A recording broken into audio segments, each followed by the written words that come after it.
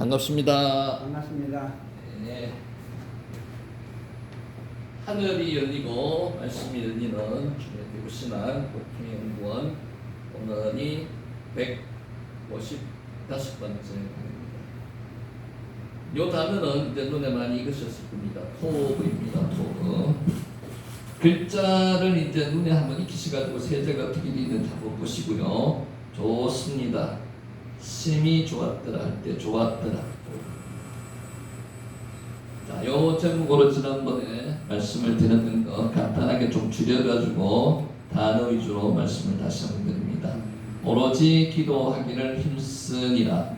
카하리 모임이라는 뜻입니다. 여기 신약에 넘어와서는 에클레시아 교회가 되는 거죠. 카할 모임 해중입니다. 교회가 이 세상 문화에 대해서 수용적인 태도를 취하다 보면 본질에서 벗어나게 됩니다. 지금 이런 교회가 엄청 많습니다. 그래서 본질로 돌아가자. 그게 초대교회로 돌아가지고 요새 많이 외치고 있는 겁니다. 본질에서 벗어났다 싶으면 어디로 돌아갔다고요? 초대교회로 재빨리 돌아가야 된다는 것입니다. 자, 요 말씀 기억하시기 바랍니다. 그들이 사도의 가르침을 받아 서로 교제하고 덕을 떼며 오로지 기도하기를 힘쓰니라. 사도행전 2장 42절 말씀입니다. 이게 초대교회로 돌아가자는 핵심 구절입니다. 초대교회는 사도들에게 성경 말씀을 배웠습니다. 일단 말씀이 1번입니다. 말씀. 성도들은 날마다 성경을 배우며 확신한 일에 그해야 합니다. 말씀을 배우는 이유는요, 그 말씀이 하나님의 말씀이기 때문에 배우는 거예요. 그래서 캐논이라 그러죠. 기준입니다. 말씀에서 벗어나면 빨리 그 말씀으로 돌아와야 된다는 거죠. 성도의 교제는 신앙생활의 핵심입니다. 중요한 게 있습니다. 예수님 안에서 성도의 교제가 이루어져야 된다는 거죠. 초대교회 성도들의 교제에는 주님이 함께 하셨습니다. 모임에 예수님이 안 계시는 모임은 의미가 없습니다. 가까이 지내다 보면 서로 부족함과 허물을 드러내게 마련이고요. 하지만 예수님의 사랑을 가지면 모든 것을 다 덮을 수가 있습니다. 카하르 모임입니다. 교회는 주님의 새 언약을 기억하며 주기적인 성만찬 예식을 가졌습니다. 중요한 게 기억한다는 겁니다. 사람은 들은 것을 한 시간이 지나면은 반 이상을 잊어버리는 게 사람입니다. 그러면은 안 잊어버리려면 어떻게 해야 되죠? 계속 반복해서 들어야 된다는 거죠. 그래서 우리가 공부를 반복해서 공부를 하는 이유가 그 때문에 그렇습니다. 만찬은 수시로 집행합니다. 우리가 은혜를 받는 일은 우리의 믿음과 성령의 역사에 의해서 이루어집니다. 카할에 대해서 지금 이야기하고 있습니다. 성령의 역사는 믿음을 얻게 하며 자라게 합니다. 그러므로 사실상 은혜를 받는 것은 오직 어떻게 믿음에 의해서 은혜를 받는다는 겁니다. 우리의 믿음은 정진시키는데 장애물이 뭔가 하면요, 무지와 게으름입니다. 게으름, 무지가 우리의 믿음을 성장시키지 못하게 한다는 거죠. 이를 위해서 주님께서는 눈에 보이는 또 하나의 은총의 수단으로 성례전을 제정하셨습니다. 성찬의 목적은요, 떡을 뗄 때마다 뭘 기억한다고요? 주님의 찢겨진 몸을 기념하고요. 잔을 마실 때마다 주님의 피 흘리심을 기념하는 것입니다. 몸과 피를 기억하는 게 성찬예식입니다. 성찬예식은 또 하나의 목적은 예수님의 죽으심을 전하는 것입니다. 그러니까 기억해야지 전할 수 있는 겁니다. 전하는 게 주 목적입니다. 기억하고 전하는 것, 기념하고 전하는 것. 그리고 초대교회는 오로지 기도하기를 힘썼습니다. 오로지.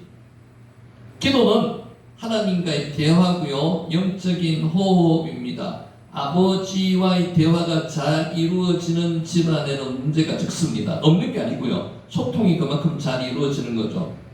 여러분은 아버지와의 대화를 잘 이루고 계십니까? 한번 생각해 보셔야 돼요. 기도할 때 일반적으로 내 의견만 이야기하는 것은 소통이 잘 안 되는 겁니다. 소통은 아버지께 나의 이야기를 하고요, 아버지 이야기를 들어야 되는 거죠. 그러니까 하나님의 뜻이 무엇인지를 듣고 그대로 행해야 되는데 우리는 일반적인 기도가 엄청 많습니다. 그래서 듣는 기도 중요합니다. 우리는 초대교회의 아름다운 신앙의 모습을 본받아야 합니다. 카할 모임입니다. 가르침을 받아 제자가 되고 서로 교제하며 떡을 떼고 오로지 기도에 힘쓰며 성도답게 살아야 합니다. 세 가지 딱 하면요, 말씀, 교제, 기도입니다. 자, 두 번째, 여호와를 의지하는 자는 안전하리라. 야레, 두려워하다는 뜻입니다. 세상에는 두려워할 게 하나밖에 없습니다. 하나님만 야레하셔야 됩니다. 이 야레, 하나님을 야레한다는 건요, 두려워하는 것으로 끝나는 게 아니고요, 두려워하지만은 가까이 다가갈 수 있는 대상이 하나님이신 거로. 세상 것은 두려워만 하는 겁니다. 근데 세상을 두려워하지 말고요, 하나님만 두려워하라고 말씀하시는 거죠. 참된 신앙인은 사람을 두려워하지 않고 오직 누구를 두려워한다고요? 하나님만 야레하는 거예요. 하나님만. 사람을 두려워하면요, 올무에 걸리게 되거니와 여호와를 의지하는 자는 안전하리라. 잠언 29장 25절 말씀. 야레, 글자 한번 보세요. 야레. 성경에 나오는 히브리어 중에서 가장 많이 나오는 단어 중에 하나가 야레, 라아, 그리고 샤마, 이런 딱 기억하다, 자카르. 누군가를 두려워하면 그의 마음을 거스르지 않는 행동을 하게 됩니다. 하나님은 사울왕에게 아말렉 족속을 치라고 명령하셨습니다. 하나님보다 사울왕은 누구를 더 두려워했습니까? 사람을 더 두려워했습니다. 이때 사울왕은 아말렉 족속뿐 아니라 모든 짐승도 멸하라는 명령을 하나님으로부터 받았습니다. 그런데 사울왕은 아말렉 족속은 쳐서 멸하였으나 짐승들은 다 죽이지 않고 일부를 끌고 왔습니다. 백성들의 의견이 그렇습니다. 좋은 짐승은 살리가 우리가 취합시다. 내가 범죄했나이다. 내가 여호와의 명령과 당신의 말씀을 어긴 것은 내가 백성을 두려워하여 그들의 말을 청종하였음이니이다. 누구를 두려워했다고요? 백성을 두려워했다고요. 사무엘상 15장 24절 말씀입니다. 지금 정치인들이 누구를 두려워합니까? 실제로는요, 정치인들은 백성 두려워 안 합니다. 근데 두려워하는 척 하는 거예요. 그게 여론정치라는 거예요. 사울왕은 백성들의 마음을 잃을까 두려워하여 야레, 하나님의 말씀을 어겼습니다. 그러자 하나님도 사울왕을 버리셨고요, 더 이상 은혜를 베푸지 않으셨습니다. 야레, 두려워하다. 그인 골리앗 앞에서 이스라엘 병사들이 벌벌 떨었습니다. 40일 동안 벌벌 떨었습니다. 그때 소년 다윗이 무장도 하지 않은 채 골리앗과 싸우러 나갔습니다. 소년 다윗은 누구를 두려웠습니까? 골리앗을 두려워하지 않았습니다. 오직 하나님만 두려워했습니다. 너는 칼과 창과 단창으로 내게 나오거니와 나는 만군의 여호와의 이름 셈 여호와 최고, 기억하시죠? 셈 여호와 최고, 여호와의 이름으로, 만군의 여호와의 이름으로 이스라엘, 내가 모욕하는 이스라엘 군대의 하나님의 이름으로 내게 나아가노라. 셈 여호와 최고, 만군의 여호와의 이름으로. 사무엘하 17장 45절 말씀입니다. 두려워하지 말아야 할 자와 두려워해야 할 자가 누구인지 정확히 알아야 됩니다. 우리는 하나님만 두려워해야 됩니다. 그러므로 우리가 두려움 없이 당당하게 살아가려면 하나님을 제대로 알아야 된다는 것입니다. 십자가를 붙들면요, 사람을 두려워하지 않습니다. 십자가를 붙들지 않으면 사람을 두려워하게 됩니다. 저 공중에 구름이 일어나고 큰 나팔이 울릴 때에도 두려워하지 않고 주님을 맞이할 수 있게 된다는 것입니다. 야레, 꼭 기억하시기 바랍니다. 야레. 자, 동행하라. 지혜로운 자와 동행하라는 말씀드렸습니다. 할라크, 동행이죠. 성경에 가장 많이 나오는 단어 중에서 하나가 할라크입니다. 가다, 걷다, 동행하다. 지혜로운 자와 동행하면 지혜를 얻고요, 미련한 자와 사귀면 해를 받느니라. 잠언 13장 20절 말씀. 여호와를 경외하는 것이 지혜의 근본이요 거룩하신 자를 아는 것이 명철이니라. 잠언 9장 10절 말씀. 말을 함부로 하는 자와 사귀면 자연히 말로 인해 죄를 짓게 됩니다. 할라크 이야기하고 있습니다. 동행하다. 게으른 자와 사귀면 같이 게을러지고요, 남을 해하는 자와 사귀면 범죄 사건에 함께 엮일 수 있습니다. 그러니까 우리는 누구와 사귐을 가지느냐가 중요합니다. 만남의 축복을 달라고 이야기하죠. 누구를 만나느냐가 중요합니다. 더 중요한 게 하나 있습니다. 내가 어떤 사람이 되는 게 더 중요합니다. 그래야지 내가 만나는 사람이 나와 같이 하나님을 경외하는 사람이 된다는 겁니다. 삼손은 이방인 들릴라와 함께 하다가 머리카락이 잘리고 눈이 뽑히고 말았습니다.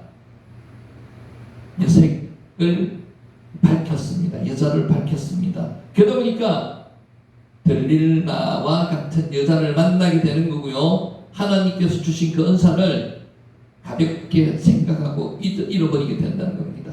유다의 르호보암 왕은 어리석은 친구들을 가까이 하여서 그들이 말의 귀를 기울이다가 왕국을 둘로 분열시키고 말았습니다. 우리 믿는 사람들도 마찬가지입니다.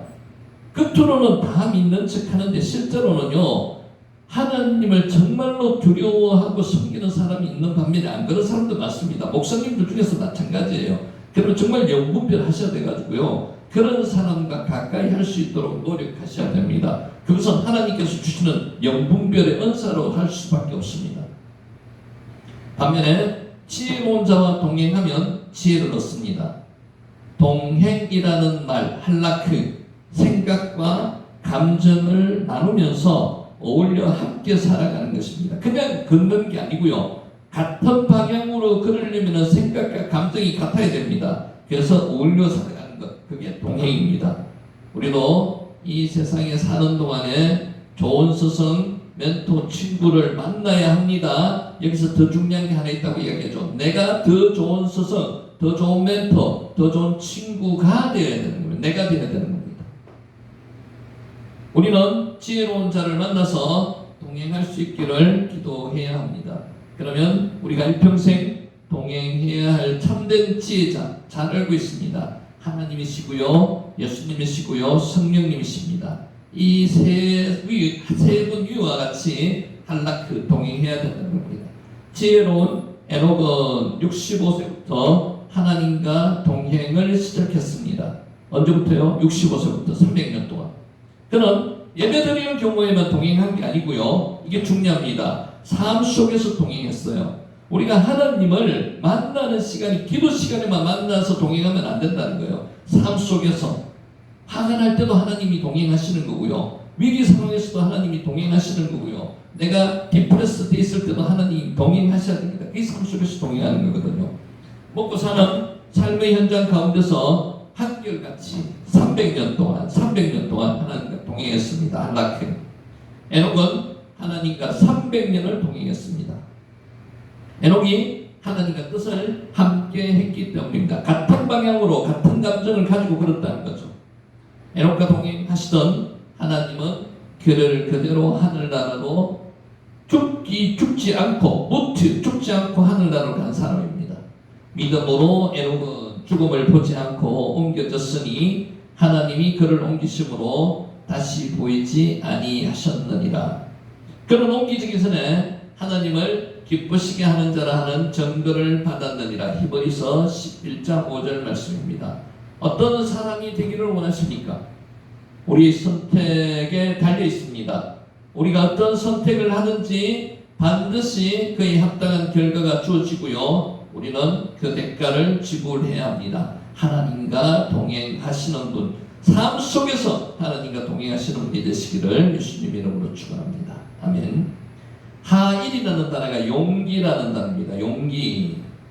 깃보르 헤하일, 어디서 들어봤죠? 큰 용사여 할 때 기도원을 하나님의 사자가 찾아와서, 큰 용사가 아닙니다. 숨어서 별을 찾아가고 있었습니다. 그죠? 거기 찾아와서 뭐라고 그랬습니까? 깃보르 헤하일, 큰 용사여, 여호와께서 너와 함께 하시도다. 중요한 것은 우리는요, 큰 용사만 집중하는데 그게 중요한 게 아니고요, 여호와께서 너와 함께 하심으로 큰 용사가 된다는 겁니다. 그때 나오는 게 하일, 헤하일, 용기라는 겁니다. 용기, 깃보르 헤하일, 큰 용사라는 거죠. 두려움은 인간의 정진을 가로막습니다. 두려워하면요, 아무것도 안 보입니다. 전진하지 못합니다. 그런데 우리 주변에는 두려움을 유발하는 요소들이 너무나도 많습니다. 전쟁과 테러, 폭행, 대처 불가능한 상황에 대한 두려움을 가지고 있습니다. 하일, 용기를 이야기하고 있습니다. 변화에 대한 부적응, 뒤처짐에 대한 염려와 두려움이 있습니다. 지금 어느 정도 나이가 드신 분은 이제 앞으로 살아갈 생계적인 두려움을 가질 수도 있습니다. 하나님을 믿으면요, 하나님은 일용한 양식을 주신다고 말씀하셨기 때문에 그런 두려움을 갖지 말아야 된다는 거죠. 하일, 실패에 대한 두려움, 질병과 고통에 대한 두려움, 상실에 대한 두려움, 수많은 두려움이 우리 몸과 마음을 움츠러들게 합니다. 이게 한번 잡히면요, 헤어나지 못합니다. 그러니까 이것을 헤어날 수 있는 방법은 하나님께서 나와 함께 하심으로, 하나님이 나와 동행하심으로 이런 것을 해결할 수 있다는 겁니다. 하일. 하나님은 인간의 연약함을 잘 알고 계십니다. 왜? 우리를 창조하신 분이시기 때문에. 그래서 두려움에 떠는 인간에게 수없이 두려워하지 말라고 말씀하셨습니다. 이게 알티라입니다. 너는 두려워하지 말라. 모세의 죽음 이후에 두려움에 떨고 있는 여호수아에게 말씀하셨습니다. 하자크오에 맞춰. 여기도 마찬가지입니다. 하나님은 명령을 하시는데 대안을 갖고 명령을 하시는 거예요. 강하고 담대하라. 두려워하지 말며 놀라지 말라. 여기까지만 보면요, 명령입니다. 근데 뒤에가 중요합니다. 네가 어디로 가든지 내 하나님 여호와가 너와 함께 하시느니라. 이것 때문에 두려워하지 말라는 거예요. 하나님이 나와 함께 하시기 때문에 두려워하지 말라는 거지, 그냥 벌판에 혼자 툭 던져놓고 두려워하지 말라는 이런 분은 절대 아니시라는 거예요. 그래서 나와 함께 하시는 분이 하나님이시기 때문에 너는 두려워하지 말라는 겁니다. 요게 하자크오에 마칩니다. 너 강하고 담대하라. 우리가 온갖 두려움을 이겨내려면 하나님이 우리의 구원자이시며 생명의 능력이신 것을 믿어야 합니다. 하나님이 나와 함께 하심을 믿어야 된다는 거죠. 우리가 용기를 내려면 하나님이 주신 사명이 무엇인지 확인하고 사명을 위해서 살아야 합니다. 사명을 위해서 살면요, 두려움도 없어질 뿐더러 하나님께서 그 사명을 완수하실 때까지 생명을 거둬가지 않습니다. 하나님은 사명대로 붙들어 주십니다. 사명이 주어지면요, 죽을 상황에서도 죽지 않고 살아나게 됩니다. 하나님은 그냥 살려두시는 게 아니에요. 우리가 사명을 완수할 때까지 살려두시는 거예요. 예수님이 십자가 체행을 당한 현장에서 도망가지 않고 지켜보며 눈물을 흘린 사람들은 예수님의 12제자가 아니었습니다. 여자들이었습니다. 막달라 마리아를 위시한 여자들이었습니다. 그들은 예수님의 은혜를 믿고요, 예수님을 진심으로 사랑했던 연약한 여인들이었습니다. 하일, 사랑 안에 두려움이 없고 온전한 사랑이 두려움을 내쫓나니 두려움에는 형벌이 있습니다. 두려워하는 자는 사랑 안에서 온전히 이루지 못하였느니라. 요한일서 4장 18절 말씀입니다. 두려움에 사로잡히면 모든 것이 무너지고 맙니다. 눈앞이 캄캄하다 그러죠. 벼랑 위에 올라선 것 같은 그런 기분이 듭니다. 두려움에 사로잡히면. 두려움에 떨지 말고요, 용기를 내야 됩니다. 이게 하입니다. 용기. 용기가 없어서 머뭇거리고 계십니까? 그렇다면 하나님이 우리의 구원이시며 생명의 능력이신 것을 믿어야 합니다. 하나님이 주신 사명을 발견하여서 그 사명에 집중해야 합니다. 하일, 용기입니다. 그리고 사랑하는 마음을 가져야 한다는 거죠. 하일. 요 말씀도 전했습니다. 슬픔이 웃음보다 나은 이유. 카시, 근심, 슬픔입니다. 이게 역설적인 표현이죠. 어떻게 웃음보다 슬픔이 낫습니까? 그런데 잘 한번 보세요. 사람들은 웃으며 살면 복이 오고 웃으면 행복한 인생이라고 생각합니다. 그래서 억지로라도 웃으라고 이야기를 합니다. 그러면은 안 웃는 것보다는 훨씬 낫습니다. 맞습니다. 맞는 이야기입니다. 그런데 솔로몬이 전도자는 슬픔이 웃음보다 낫다고 전했습니다. 한번 생각해 보세요. 솔로몬이 전도서를 적었을 때 회개한 상태였을까요? 회개하지 않고 타락한 상태였을까요?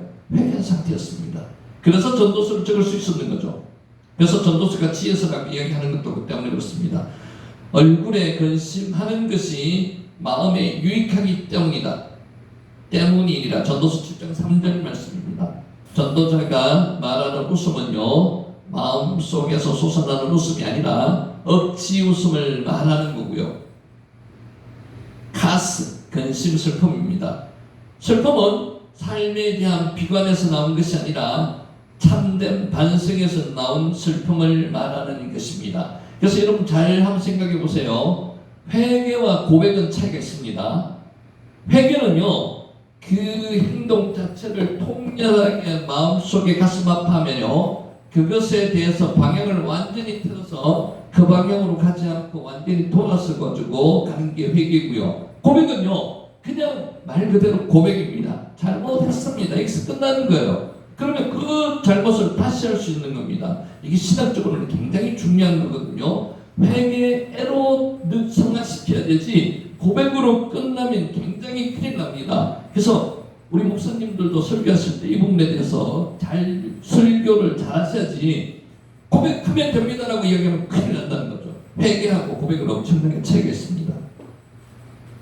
하나님이 뜻대로 하는 근심은 후회할 것이 없는 구원이 이르게 하는 회개를 이루는 것이요, 세상 근심은 사망을 이루는 것이다. 고린도서 7장 10절 말씀입니다. 회개할 수 있게 만드는 근심과 슬픔은 필요하고 유익하다는 것입니다. 그러니까 슬픔이 꼭 나쁜 것만은 아니라는 거죠. 회개할 수 있게 만드는 슬픔, 그것은 우리가 회개기도 하듯이 그 슬픔이 아니에요. 슬픔으로 끝나는 게 아니고 유익하다는 겁니다. 웃음에는 가식이 있는 경우가 많지만 눈물에는 거의 가식이 없습니다. 눈물 흘리는 사람치고 가짜로 흘리는 눈물 물론 있습니다만 아주 극소수, 이게 정치인들이 흘리는 눈물이라든지 우리 그 배우들이 흘리는 눈물은 그건 뭐 할 수 없습니다. 자기 직업이니까. 근데 정치인들이 흘리는 눈물은 실제로 100% 진실적으로 보기는 어렵습니다.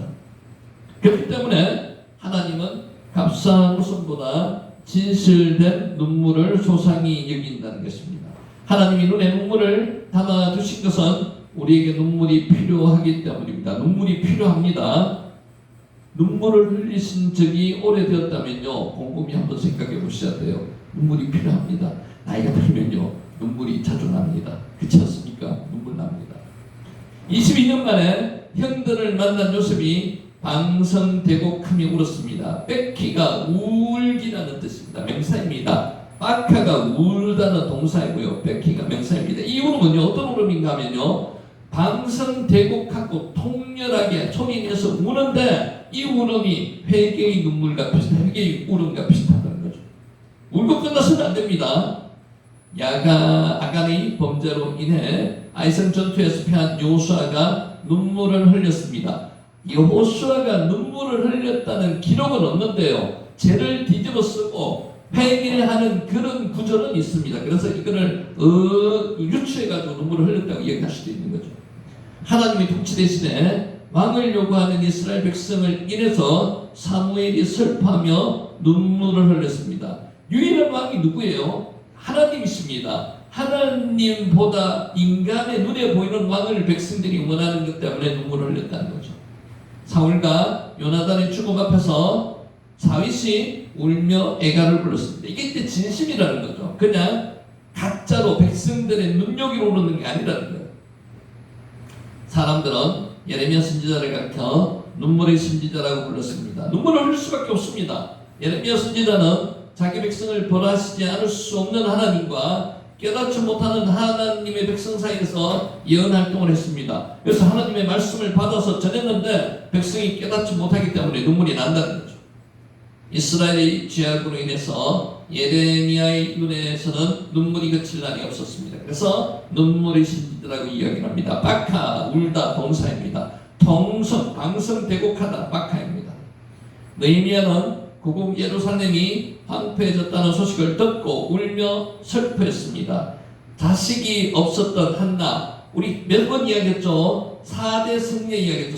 성녀는 아기를 못 낳는 사람을 성녀라고 이야기하는 겁니다. 우리 아브라함의 아내 사라가 성녀였고요, 며느리 리브가가 성녀였고요, 라헬이 성녀였고요, 한나가 성녀였습니다. 그래서 이들은 아기를 가질 수 없는 여자들, 이들을 통해서 하나님께서 기도를 들어주시고 아기를 가지게 만들어 주셨다는 거죠. 이게 기적입니다. 기적. 이게 단순하게 아이가 늦었다는 개념이 아니에요. 한글 성경을 보면 아이가 늦었는 건데 원어로 보면 성리라고 아카르라고 기록되어 있습니다. 아카, 울다. 예수님도 많이 우셨습니다. 나사로의 죽음 앞에서 우셨고요. 회개치 않는 예루살렘을 보며 우셨고요. 기도하며 우셨습니다. 예수님은 감정상으로 우시지 않아도 됩니다. 그런데 너무 감정이 격하다 보니까 우셨다는 거죠. 마음 아프셨다는 겁니다. 스퍼란 큰 이조마이, 창자가 끊어질 듯한 아픔이 불쌍히 여기시다는 겁니다. 불쌍히 여기사. 그것을 원어는 스퍼란 큰 이조마이라고 합니다. 진실은, 눈물은 진실된 마음의 표현입니다. 빠카, 죄악의 물살에 떠밀려가는 자신의 연약함 때문에 흘리는 눈물, 거룩하지 못한 자신의 모습에 한탄하며 흘리는 눈물, 아무런 자격이 없는 우리를 사랑하시고 구원해 주시는 은혜에 감격하여 흘리는 눈물, 이 눈물이 있어야 된다는 거죠. 근데 사람이 눈물이 말라가는 게요, 이런 감격이 자기가 처음 믿을 때 초창기에 되는 감정이 있더라도 이 감격이 없어져 버리는 거예요. 그러면은 하나님께 정말로 눈물로서 기도하면서 회개의 자리에 돌아와야 된다는 거죠. 나를 위해서, 나를 선택해 주시고 창세 이전에 나를 위해서 하나님이신 예수님께서 십자가에서 달려 돌아가셨다는 이 감격의 눈물이 있어야 된다는 거죠. 이거는 억지로 있을 수 없습니다. 내가 그런 날 때 있는 거예요. 자녀를 불쌍히 여기는 부모의 눈물, 약자의 억울함과 고통에 공감하여 함께 울며 흘리는 눈물, 죄의 구렁텅이에 호우죽거리는 영혼의 구원을 위해 흘리는 눈물, 참으로 귀하고 아름답습니다. 전도할 때 마찬가지예요. 정말로 내가 저 영혼을 사랑하고 구원해야 되겠다는 그런 마음이 들면요, 눈물로서 기도하면서 다가갈 수 있습니다. 두렵지 않습니다. 근데 내가 그런 준비가 안 되면요, 만나는 사람 자체가 두렵습니다. 하나님은 이러한 눈물을 귀하게 보시고 눈물을 닦아주신다는 겁니다. 아카. 근데 요즘 사람들의 눈에는 눈물이 말라버렸습니다. 그러니까 드라마를 보고는 눈물을 흘릴 수 있고요, 어떤 상황을, 슬픈 상황을 보고는 눈물을 흘릴 수 있는데 실제로 이런 아까 말씀드린 십자가의 사건에 대한 감격, 감동 이런 게 잘 없어진다는 거죠. 믿는 사람이 그게 없어지니까 점점 더 하나님을 멀리하고 안 나간 성도들이 많아지는 거예요. 그런데 지금은 남자뿐만 아니라 여자의 눈물도 메말라가고 있습니다. 특히 어머니의 눈물이 줄어들고 있습니다. 어머니의 눈물이 마르게 되면 가정이 한패해지고요, 우리 사회가 한패하면 더욱 심각해질 것입니다. 바람나서 도망치는 어머니들이 예전에 비해서 엄청나게 많습니다. 남자는 돌아올 가능성이 있는데요, 여자는 한번 떠나면 다시 안 돌아온답니다. 영적으로도 눈물이 마른다는 것은 구원의 은혜에 대한 감격이 사라지고 있다는 것이고요, 죄에 대한 양심의 감각과 애통함이 사라지고 있다는 것입니다. 이게 중요한 겁니다. 교회에서 이게 사라지면요, 교회라는 의미 자체가 없어집니다. 하나님의 감격, 감동이 없어지면요, 혼자 예배 드리는 게 되는 거예요. 안 나가 성도가 되게 되는 거죠. 영혼을 불쌍히 여기는 마음이 사라지고 있다는 것입니다. 눈물이 사라지면 감사가 사라지고요, 눈물이 사라지면 회개도 사라지고요, 눈물이 사라지면 책임을 전가하게 되고, 눈물이 사라지면 세상이 요란하고 살벌하고 정말 세상이 힘들고 어렵습니다. 지금은 웃을 때가 아니라 눈물을 흘릴 때입니다. 애통하는 자에게 복이 있나니 그들이 위로를 받을 것이며, 마태복음 5장 4절 말씀. 우리는 눈물을 흘릴 때 위로하시는 하나님의 은혜를 체험할 수 있는 거고요, 눈물을 흘릴 때 그 십자가에서 우리를 위해서 죽으신 하나님을 만날 수 있다는 거죠. 빠카, 울다는 뜻입니다. 자, 하나님을 어떻게 부를까요? 이거 지난번에 했는데 이 말씀을 좀 수득해야 될 게 하겠습니다. 아비누, 우리의 아버지, 이런 뜻이죠. 그러니까 물어보셨잖아요. 질문하셨잖아요. 나의 하나님, 나의는 어떻게 하느냐? 아비니가 아니고요, 여기 니도 더 축약이 되고요, 그대로 아비입니다. 아비가 나의입니다. 아비누, 우리의 아버지가 되는 거고요, 나의 아버지는 그냥 아비입니다. 누자만 빼면 돼요. 그러니까 아비 셰바 샤마임 이렇게 되는 거예요. 아비누 셰바 샤마임은요, 하늘에 계신 우리 아버지요 이렇게 되는 거고요, 아비 쉐마 샤마임은 하늘에 계시는 나의 아버지 이렇게 되는데, 유대 민족과 우리 민족은 공통점이 있습니다. 공동체를 더 중히 여겨요. 그래서 우리 아버지라고 하죠. 우리 민족도, 우리나라도 그렇게 이야기하죠. 우리 가족 이야기하죠. 나의 가족 이야기 잘 안 하거든요. 비슷합니다. 그래서 아비누 쉐바 샤마이, 하늘에 계신 우리 아버지요. 만약에 그래도 나는 나의 아버지라고 부르고 싶으면요, 아비 쉐바 샤마이 이렇게 부르십니다. 우리는 기도하면서 가끔 응답에 대해서 의문을 품습니다. 왜 어떤 기도는 응답이 되는 것 같고요, 어떤 기도는 그렇지 않는 것 같을까 의문이 듭니다. 우리는 같은 하나님께 기도합니다. 어떤 사람의 기도는 길이 열리는 것 같고요, 어떤 사람의 기도는 막혀 있는 것처럼 보이기도 합니다. 물론 간절함은 중요합니다. 간절하게 다 기도를 간절하게 합니다. 간절하게 기도를 하는 거죠. 지속적인 기도도 필요합니다. 그러나 성경은 기도를 방법이나 기술만으로 설명하지 않습니다. 뭡니까? 기도가 아버지와 나와의 대화이기 때문에요, 솔직하고 진솔하고 아버지 앞에 내가 앉는 게 우선입니다. 기도는 관계의 핵심입니다. 아버지와의 자녀의 관계. 우리가 누구에게 기도하고 있는지, 누구에게 아비누, 우리의 아버지께 기도하고 있는 겁니다. 아비누 쉐바 샤마이, 하늘에 계신 우리 아버지요. 그분을 어떻게 알고 있는지가 기도의 본질을 결정합니다. 아비누 쉐바 샤마이. 예수님은 하나님을 향해 하늘에 계신 아버지, 여기서 이제 우리 아버지 줄여가지고 그 갈라에 놓고 이야기 안 하는 경우도 있죠. 생략하고 하늘에 계신 우리 아버지, 아비누 쉐바 샤마이. 기도는 멀리 있는 존재가 아니라 가까이 계신 누구에게, 아버지께 드리는 게 기도라는 거죠. 아버지, 우리 아버지, 아비누 쉐바 샤마이.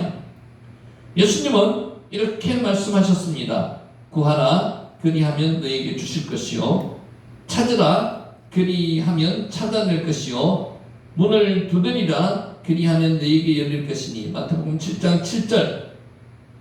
너희가 악한 자라도 좋은 것으로 자식에게 줄 줄 알거든 하물며 하늘에 계신 너희 아버지께서 구하는 자에게 좋은 것으로 주시지 않겠느냐. 가장 좋은 게 뭐죠? 성령. 마태복음 7장 11절. 예수님은 기도의 방법과 함께 하나님의 성품을 알려주셨습니다. 하나님은 누구시라고요? 우리 아버지, 아비누, 우리의 아버지. 어디 계신다고요? 쉐바 샤마이, 하늘에 계신 우리 아버지, 아비누 쉐바 샤마이. 이게 이제 어느 정도 입에 익으면 기도할 때 자신도 모르게 이렇게 나와요. 근데 실제로 이게 좋다 안 좋다를 떠나가지고 실제로 쓰일 수 있다면 이게 입이 익어지는 거죠. 괜찮습니다. 저는 좋다고 생각해요. 저는 기도할 때 가끔 이렇게 합니다. 아비누 쉐바 샤마이. 아버지는 자녀의 필요를 외면하지 않습니다. 분명히 자녀의 필요를 들어주시는 거죠. 어떤 분은 그런 원초적인 기도를 할 필요가 없다고 얘기하는, 그렇지 않습니다. 그것도 기도입니다. 그러니까 기도는 내가 이렇게 나의 간구함을, 필요함을 가지고 기도를 시작하면요, 성령께서 더 높은 단계로 기도를 인도하시는 거지, 처음부터 형식에 딱 맞춰가지고 그런 기도는 아버지와의 관계에서는 필요 없습니다. 누가 아버지와 이야기하는데 어떤 형식에 딱 맞춰서 이렇게 이야기하라는 게 그건 아닙니다. 그러니까 그렇게 이야기하시는 분들도 있는 반면 그게 나쁘다는 게 아니고요, 그거는 단계가 넘었으면 성령께서 인도하시는 기도가 된다는 겁니다. 자녀의 말을 무시하지 않습니다. 누가요? 아버지가. 왜? 우리 아버지이기 때문에. 아비누, 우리 아버지이기 때문에. 때로는 우리가 원하는 방식이 아니라 더 좋은 방식으로 응답합니다. 기도는 세 가지가 있는 거 아시죠? 맨 처음에 기도는 바로 응답하는 경우도 있습니다만은 초신자 때 그러고요, 바로 응답하는 경우보다는요 시간이 좀 지나야 되는 거죠. 두 번째, 기도는 응답하지 않고 스탑하는 경우도 있습니다. 하나님이 아니라고 하는 경우도 있습니다. 더 좋은 것을 주시기 위해서. 그리고 중요한 게 하겠습니다. 기다리라는 뜻을 주실 때도 있습니다. 대개의 기도는요, 하나님께서 사인을 주시는 게 기다리라는 사인입니다. 그러면은 가장 좋은 때, 가장 좋은 방법으로 하나님께 응답해 주신다는 겁니다. 이 세 가지 다가 뭐라고요? 기도의 응답입니다. 그래서 기도의 응답은요, 반드시 이루어지는 거예요. 그래서 우리는 기다리는 것에 대해서 하나님의 주실 때까지 그게 인내심이 필요한 거예요. 분명한 사실은 아버지는 결코 자녀에게 무관심하지 않는다는 것입니다. 남의 자녀의 기도에 대해서는 내가 무관심할 수 있어요. 그죠? 아버지로서. 그런데 내 자식의 기도에 대해서는 무관심할 수가 없습니다. 당연히 관심을 가질 수밖에 없죠. 하나님은 누구시라고요? 아비누, 우리의 아버지시기 때문에 당연히 관심을 가지시는 거죠. 그래서 기도는 반드시 응답된다. 문제는 하나님이 아니라 우리의 믿음에 있는 경우가 많습니다. 우리는 입술로는 하나님 아버지, 나의 아버지, 우리의 아버지라고 부르지만 그렇지 않다는 거죠. 그죠? 멀리 있는 아버지처럼, 그냥 습관상으로 부르는 아버지처럼 이렇게 부르고 있다는 거예요. 하나님을 아버지로 믿지 못한 채 기대 없이 기도할 때가 많습니다. 습관상으로 기도하는 것을 이제 마음을 바꿔야 된다는 거죠. 누구의 아버지? 나의 아버지, 우리의 아버지, 아비누, 아비. 그래서 기도가 점점 형식이 되고요, 점점 부담이 됩니다. 기도가 부담이 될 때는 나의 신앙심, 나의 믿음을 한번 체크해 보셔야 됩니다. 무조건 앞에 앉으셔가지고요, 아버지라고 부르는 것 자체도 기도입니다. 주여라고 부르는 것 자체도 기도입니다. 그냥 내 마음을 쏟아놓으시면 됩니다. 근데 그게 기도지, 어떤 면에서는 뭐 이것저것 하고 많이 해야 되고 이런 기도는 중요한 게 아니에요. 그러나 하나님을 진정한 아버지로 알게 되면 기도는 달라집니다. 말이 많지 않아도 됩니다. 아버지에 대한 의감도 여러 가지 많습니다. 이게 한국, 물론 뭐 영어로도 그렇게 될 수 있겠지만 아버지 뭐 외치는 것 자체가 다 달라지는 거예요. 그죠? 완벽하지 않아도 됩니다. 기도에 잘 앉으면 됩니다. 그저 솔직하게 내 모습 그대로 나아가면 됩니다. 하나님, 저는 지금 이렇습니다. 아버지, 제 모양이 이렇습니다. 그렇게 해도 됩니다. 제 꼬라지가 이렇습니다. 이게 제 모습입니다. 어떻게 하면 좋겠습니까? 여기서부터 나오는 거죠. 그러면 이제 답변을 하실 수도 있고, 처음에는 답변이 잘 안 들릴 가능성이 높습니다. 하지만 계속 아버지 앞에 나아가는 거예요. 하나님, 이것이 필요합니다. 강구하는 거죠. 일용할 양식을 강구하는 건 당연한 겁니다. 우리가 이렇게 말할 수 있는 이유는 하나님이 우리의 아버지, 나의 아버지이기 때문입니다. 아비누 샤마샤마이, 아비누 샤마샤마이. 기도의 능력은 말을 잘하는 데 있지 않습니다. 하나님과의 관계에 있습니다. 그래서 기도할 때 저 사람이 기도를 잘한다 못한다 판단하시는 것은 별로 좋은 게 아닙니다. 그 사람이 진심이 들어가 있다면요, 말을 더듬더라도 어눌하게 하더라도 그거는 잘한다 못하다는 문제가 아니고 하나님과의 소통이 잘 이루어지고 있다는 걸 판단하셔야 됩니다. 하나님을 얼마나 알고 신뢰하는지가 기도의 깊이를 결정하는 겁니다. 그래서 우리의 신앙에서 가장 중요한 질문은 이것입니다. 나는 하나님을 어떤 분으로 알고 있느냐? 아비누 샤마샤마이. 그래서 아비누가 중요한 것도 우리의 아버지, 아비누 샤마샤마이. 혹시 저 멀리 계신 분으로, 나를 시험하는 분으로, 또 조건을 따지는 분으로 생각하고 있지는 않는지 한번 곰곰이 판단하셔야 합니다. 아니면 좋으신 아버지로 믿고 있는지, 이 질문에 대한 답이 기도를 바꾸고요, 삶을 바꾸게 합니다.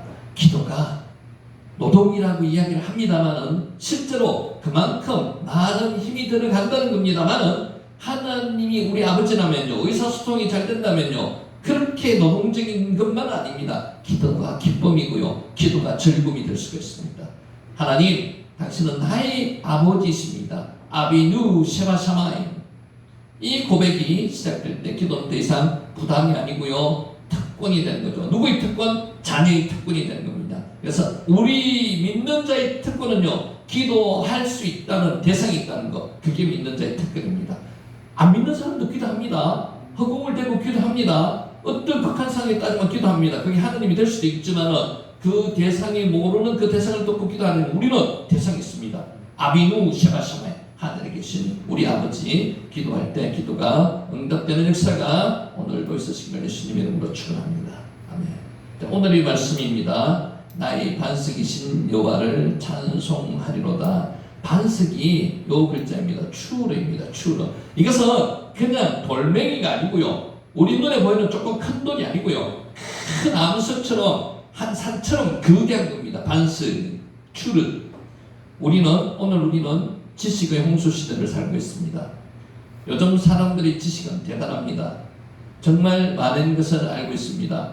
요새 뭔가 질문을 챗GPT나 제미나이에 딱 던지면요, 바로 답변합니다. 물론 100% 정확한 것은 아니더라도 많은 정보 데이터를 가지고 바로 답변합니다. 지식이 정보가 엄청나게 빠릅니다. 속도도 빠릅니다.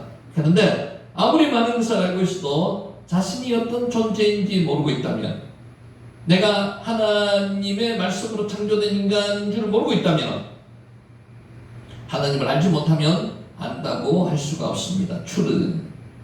인간은 하나님에 의해서 하나님의 형상대로 지음을 받았습니다. 하나님의 형상대로 지음을 받았는데 이 하나님의 형상은요, 창년 때부터는요 눈에 보이지 않습니다. 그래서 영이신 하나님, 살아계신 하나님, 공동체로 계시는 하나님, 자유케어 하시는 하나님, 창조하시는 하나님, 이 5가지 성품을 이야기한다고 신학자들은 보통 이야기합니다. 하나님의 성품, 형상대로. 따라서 그래서 자신에 관한 지식, 하나님에 대한 지식은 별개가 아니라 서로 연계되어 있는 겁니다. 칼빈은 기독교 강요에서 자신은 알지 못하고는 하나님을 알지 못한다고 했습니다. 자신을 알아야지 하나님을 알 수 있습니다. 하나님을 알지 못하고는 자신을 알지 못한다. 그래서 상호 연계 관계가 있다는 거죠. 하나님과 나와는 아버지와 자식의 관계이기 때문에 서로 관계를, 서로를 알아야지 알 수 있는 거예요.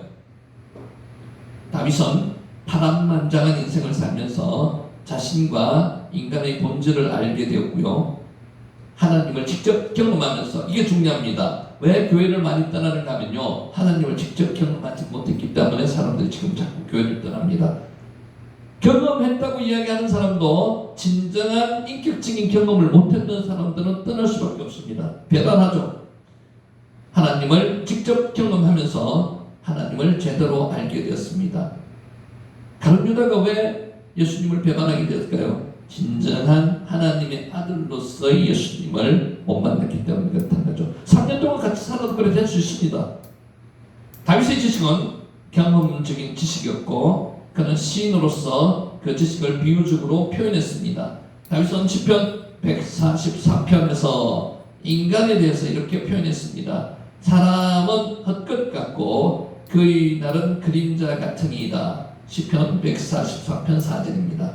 인간의 비천함과 유한성을 언급한 것입니다.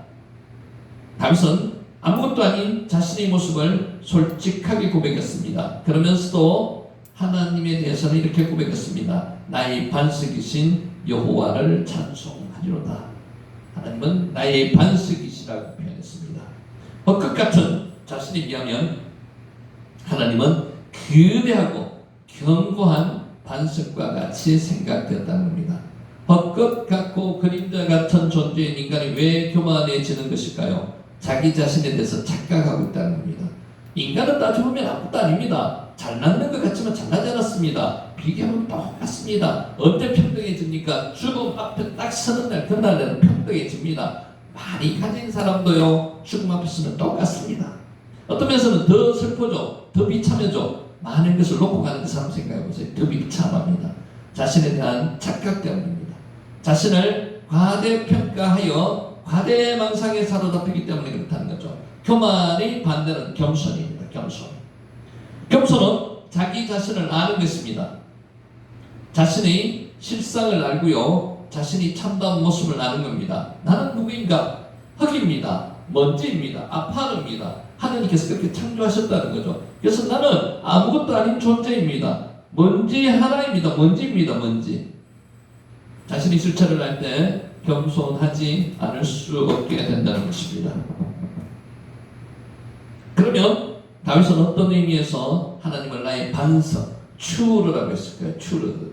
다윗은 반석이라는 단어를 전쟁과 관련해서 사용했습니다. 그가 내 손을 가르쳐 싸우게 하시며 손가락을 가르쳐 전쟁하게 하시는도다. 시편 144편 1절입니다. 다윗은 수많은 전쟁을 치러왔지만 자신의 능력이 뛰어나서 승리했다고 생각하지 않습니다. 누구 때문에? 하나님이 나와 함께 하심으로, 하나님과 동행하심으로 전쟁을 승리하게 하나님이 하시겠다는 거죠. 하나님이 친히 싸워주셨고요, 하나님이 자신의 피난처가 되어주셨기 때문이라고 고백하기 때문에 하곤 했습니다. 이 피난처가 반석입니다. 전쟁할 때 화살이나 무기로부터 피난할 수 있는 것, 그게 반석입니다. 사막을 지날 때 휴식처가 되어주는 것, 그늘이 있는 반석입니다. 반석은 전쟁을 하는 병사에게 화살을 피할 수 있는 피난처, 이 뒤에 가면은 화살이 뚫고 못 들어오잖아요. 그래서 하나님을 피난처로 생각했는 거죠. 추르, 반석은 전쟁을 하는 병사에게 화살을 피할 수 있는 피난처, 여행자에게 그늘을 제공하는 광야의 유일한 휴식처. 다윗은 사울에게 쫓기며 목숨의 위협에 받을 때마다 바위 뒤에 숨었고요, 바위 그늘 아래서 휴식을 했습니다. 그래서 다윗이 이야기하는 것은 자기의 경험 안에서 하는 걸 이야기하는 거죠. 그래서 하나님은 반석이라는 표현을 썼는 거죠. 다윗은 시편 18편에서는 이렇게 반석이신 하나님을 찬양했습니다. 나의 힘이 되신 여호와여, 내가 주를 사랑하나이다. 여호와는 나의 반석이시요, 나의 요새시요, 나를 건지시는 시요, 나의 하나님이시요, 내가 그 안에 피할 나의 바위이시요, 나의 방패시요, 마겐 나의 구원의 뿌리시요, 홀은 나의 산성이시로다. 시편 18편 2절 말씀입니다. 우리도 반석이 되어주시는 하나님을 신뢰하면서 살아야 합니다. 화살을 피할 수 있는 그런 분, 휴식처가 되어주시는 그런 분, 피난처. 하나님이 눈에 보이지 않는다고 하나님을 신뢰하지 못하고 돈을 인생의 반석으로 삼는 사람들이 요새 사람들입니다. 명예를 반석으로 삼는 사람들도 있고요, 지금 6.3승 가듯이 권력을 반석으로 삼는 사람들도 있습니다. 명예를 인생의 반석으로 삼는 사람들도 있고요, 권력을 인생의 반석으로 삼는 사람도 있습니다. 돈, 명예, 권력 반석으로 삼는 인생은 모래 위에 성을 쌓는 것처럼 반드시 무너지게 됩니다. 주님을 인생의 반석으로 삼는 사람은 흔들리지 않습니다. 절대로 무너지지 않습니다. 다윗에게 반석이셨던 하나님은 지금 우리에게도 반석이 되어주신다는 겁니다. 저와 여러분의 반석은 누구시라고요? 저와 여러분의 추러 반석은 하나님이시라고요. 기독교 작가인 필립 얀슨은 말했습니다. 우리가 기댈 수 있는 것이 아무것도 없을 때, 심지어 우리 자신도 믿을 수 없을 때, 그때도 하나님은 그곳에 계시는 분. 내가 나를 믿을 수 없을 때 인생이 끝입니다. 그죠? 막장이죠. 그렇지만은 하나님은 그곳에도 하나님이 계시다는 거죠. 하나님은 의지할 때 반석이 되신다는 겁니다. 추르, 반석. 세상이 아무리 흔들려도 우리 하나님은 흔들리지 않는 반석이십니다. 우리에게 그 반석이 깨져서 물도 내어주시는 분입니다. 생수도 내어주시는 분입니다. 태풍이 불어와도요, 꿈쩍하지 않는 든든한 바위와 같습니다. 하나님은 한순간만 반짝 우리에게 든든한 바위가 되어주시는 것이 아니고요, 영원히, 올라함이라고 그러죠. 영원히 든든한 바위가 되어주십니다. 하나님뿐만 아니라 예수님도 역시 우리의 굳건한 반석이 있습니다. 위가 다른 세 분, 삼위일체, 예수님, 하나님, 성령님. 바울은 이 이스라엘 자손들의 출애굽과 광야 생활을 영적으로 해석하면서 반석이 돼서 이렇게 말씀하셨습니다. 다 같은 신령한 음료를 마셨으니, 누가 주시는 거요? 하나님이 주시는. 이는 그를 따르는 신령한 반석으로부터 마셨으며 그 반석은 곧 그리스도시라. 반석을 치서 물이 나왔다는 것은요, 물이 나올 수 있습니다. 왜냐하면은 우리나라가 한 1300 강수량이면 평균요, 유대 남부 지역에 가면요, 300mm밖에 안 됩니다. 그때 물이 오면요, 물이 가둬집니다. 물이 저장되는 거죠. 그러면 반석에 저장될 경우도 있습니다. 그래서 반석에서 물이 졸졸졸졸 흘러나올 수 있는데, 이스라엘 민족, 200만 이스라엘 민족을 먹일 수 있는 물이 나오는 것은 그건 기적이라는 거죠. 그게 어디서 나왔다고요? 반석을 칠 때 반석에서 나왔다는 거죠. 생수가 나왔다는 거예요. 반석은 곧 그리스도시다. 테트라, 페트라, 반석입니다. 또 예수님은 말씀하셨습니다. 추르, 나의 이 말을 듣고 행하는 자는 그 집을 반석 위에 지은 지혜로운 사람 같으리니 비가 내리고 청수가 나고 바람이 불어 그 집에 부딪히되 무너지지 아니하나니. 이는 주추를 반석 위에 놓은 까닭이야. 반석 위에 주추를 놓으면요, 넘어지지 않습니다. 무너지지 않습니다. 우리는 생수가 흐르는 신령한 반석인 그리스도 위에, 견고한 터가 되시는 예수님의 말씀 위에 우리 인생의 집을 지어야 한다는 겁니다. 추르. 그리고 굳건한 반석 위에 우리 교회를 견고히 세워야 한다는 것입니다. 이런 교회는, 이런 가정은요, 무너지지 않습니다. 이런 집은 무너지지 않는다는 것도 추르. 꼭 기억하시 바랍니다. 반석. 주르입니다. 자, 빨리 복습 간단하게 할게요. 이렇게 복습을 반복적으로 하는 이유는요, 아까처럼 50% 이상을 까먹기 때문에 이렇게 반복을 하면요 80% 90% 돼가지고 까먹지 않고 기억할 수 있다는 거예요. 7절, 그곳 사람이 그의 아내에 대해서 물으매 그의 아내에 대해서 물었는 것은 한 사람이 물었는 것이 아니고 앞에 나오듯이 그곳 사람들이 물었습니다. 얼굴도 예쁘고요 피부색도 보았고 하니까 관심이 있다는 겁니다. 거기다가 이삭이 자기 동생이라고 여동생이라고 이야기하니까 결혼하고 싶은 마음이 많았겠죠. 그래서 물어본다는 거죠. 그래서 거짓말 하나로 끝나는 게 아니고요, 이 거짓말로 인해서 잉태되는 게 상당히 많아진다는 거죠. 그 거짓말을 하면은 안 된다는 겁니다. 와이 샤루, 묻는다는 겁니다. 그리고 나서 물었다는 겁니다. 샤리, 묻다는 뜻입니다. 그는 내 누이라. 아우티히, 아우트가 여자 형제를 이야기합니다. 아우트, 아흐가 남자 형제를 이야기하는 거고요. 아우티, 나의 누이라는 겁니다. 그는 나의 누이라는 겁니다. 아우티히. 실제는 반은 맞고 반은 안 맞습니다. 근데 실제는 부부이기 때문에, 아내이기 때문에 아내라고 이야기하는 게 맞죠. 아우트, 의. 보기에 아리따움으로, 여기 토바가 들어가는 거죠. 키, 토마트, 마리에. 보기에 아름답다. 토바의 명사형이 토마트입니다. 토마트. 보기에 좋다는 것입니다. 아리따다, 좋다. 히브리어는 문맥에 따라서 좋다고 해석할 수도 있고요, 아름답다고 해석할 수도 있고요, 여러 가지 문맥 안에서 해석이 가능한 단어가 히브리어입니다. 리브가는 보기에 심히 아름답다는 표현으로 그녀의 미모가 뛰어남을 나타내 주는 겁니다. 8절, 이삭이 거기에 오래 거주하였더니, 하루 이틀 있는 게 아니죠. 아르쿠, 오래 있었다는 겁니다. 와예히 키 아르쿠 로샴 하야밈, 그가 거기서 그 날들이 길전에, 그러니까 연 이상을 소유하듯이 오래 있었다는 겁니다. 하루 이틀 있었다는 게 아닙니다. 가나안 땅의 기근이 꽤 오래 지속되었다는 것과 더불어 블레셋 땅 그랄에서도 나름대로 만족한 생활을 했음을 암시합니다. 자, 질문이 있습니다. 그날은 이방 땅일까요? 이방 땅이 아닐까요? 이방 땅입니다. 그래서 가나안 안에 있는 이방 땅이라는 것. 이방 땅이라는 것은 이방인이 사는 땅이라는 겁니다. 블레셋에 사는 이 그랄에 사는 블레셋 민족 이방인들입니다. 그래서 가나안 지역 안에 있는 이방이라는 거죠. 그래서 거기서 오래 살면은 안 되게 하나님의 섭리는요, 빨리 벗어나게 만들어주죠. 벗어나게. 잠시 기근을 피해서 갔더라도 그곳에서 벗어나게 만들어주시는 하나님의 섭리가 26장에 나타나는 거예요. 앞으로 한번 보겠습니다. 아르쿠, 오래 길이라는 뜻이고요. 껴안는 것은 차하크가 포옹하다는 뜻도 있습니다. 놀다 웃다는 뜻도 있듯이 메차하크, 부부간에 껴안는 결을 메차하크라고 표현했습니다. 차하크. 이것을 아비멜렉이 봤다는 거죠.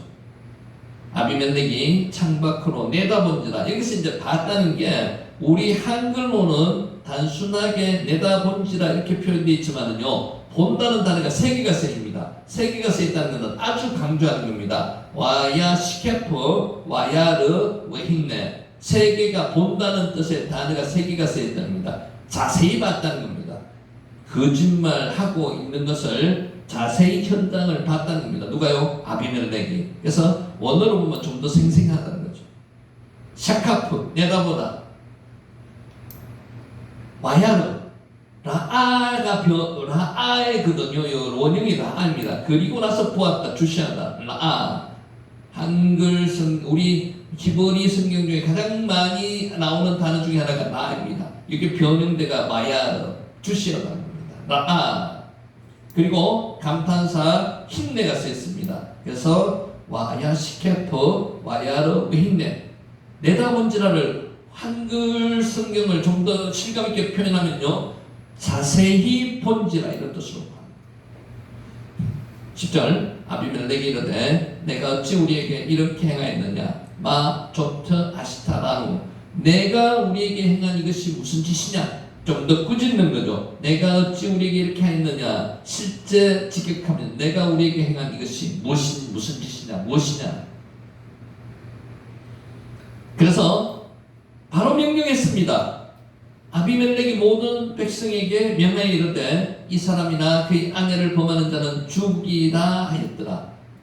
실제로 거짓말은 아브라함이 했습니다. 근데 백성에게 갑자기 이런 명령을, 엄한 명령을 했는 이유는요, 아브마름이 아니고 이삭과 하나님이 함께 동행하는 걸 알았기 때문에 아버지 때 아비멜렉이 아브라함으로 통해서 그 집에 화를 미쳤잖아요. 그래서 빨리 이것을 방비하기 위해서 그 범하는 백성을 죽이라고 이야기하는 겁니다. 무치, 죽다는 뜻입니다. 이게 이제 목숨을 대해서 죽는 게 무치, 그리고 쳐죽이다, 살인하다, 살해하다는 하락이라는 단어를 씁니다. 가인이 아벨을 죽이는 것은 무트가 아니고요, 하락입니다. 무트는 자연적으로 생명을 목숨이 닿아서 수명이 닿아서 죽는 게 무트고요.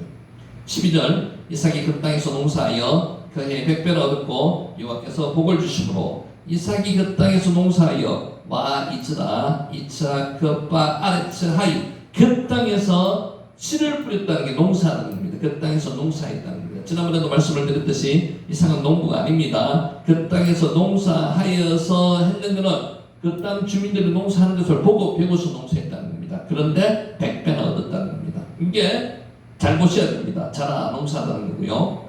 100배나 얻었다는 것은 기적적인 풍년이 되었다는 겁니다.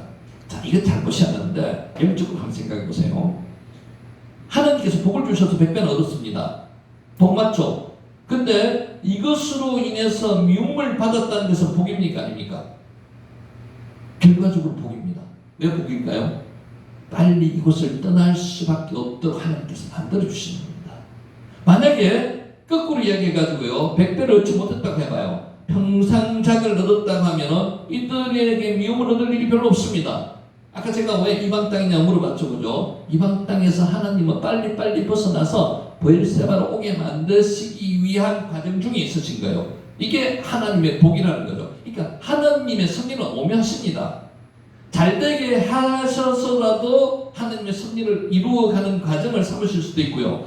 못되게 하시고 막으셔서 섭리를 이루게 하시는 수도 있습니다. 잘 된다고 무조건 좋은 건 아니고요. 못 된다고 무조건 나쁜 것도 아니에요. 그게 하나님의 섭리라는 거죠. 그렇게 생각하면 우리는 하나님이 주시는 이 현재 상황에 대해서 항상 감사할 수 있다는 거죠. 그런 감사가 넘쳐야 됩니다.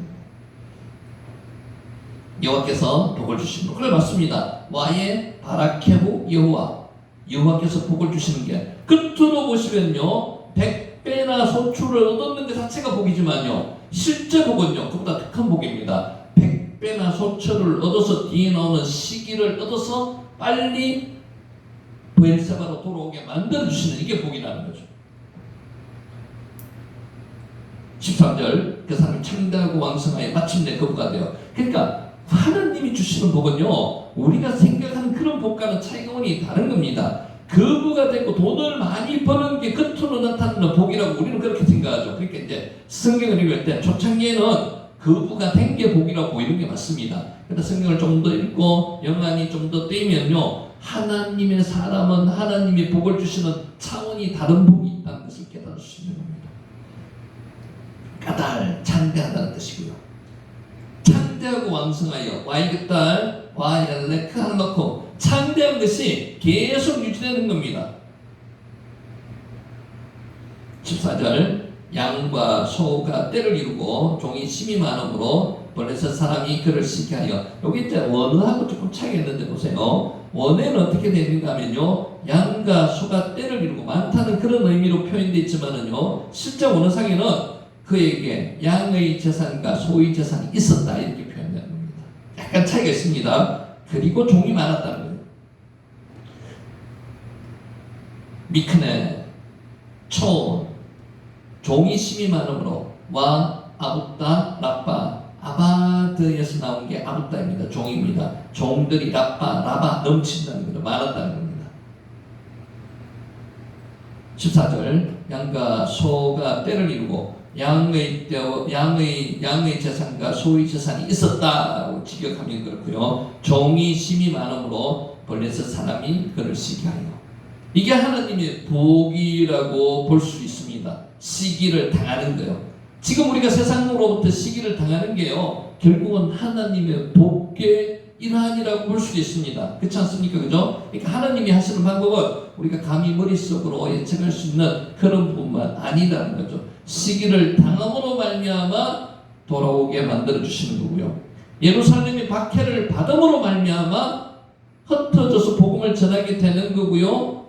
그래서 복음이 편만하게 예루살렘과 유대만 있는 게 아니고 전 세계로 복음이 퍼져나가는 거예요. 그게 하나님의 복이라는 거죠. 그래서 성경을 보실 때 이제 조금 더 연한을 가지고 크게 느껴보시는 거예요. 외부에서 들어온 나그네의 번영을 당연히 질투하고 사람들은 질투를 받으면요 거기에 살 수가 없습니다. 그래서 나올 수밖에 없다는 거죠. 오늘날 인간 사회에서 흔히 있는 모습이라겠다.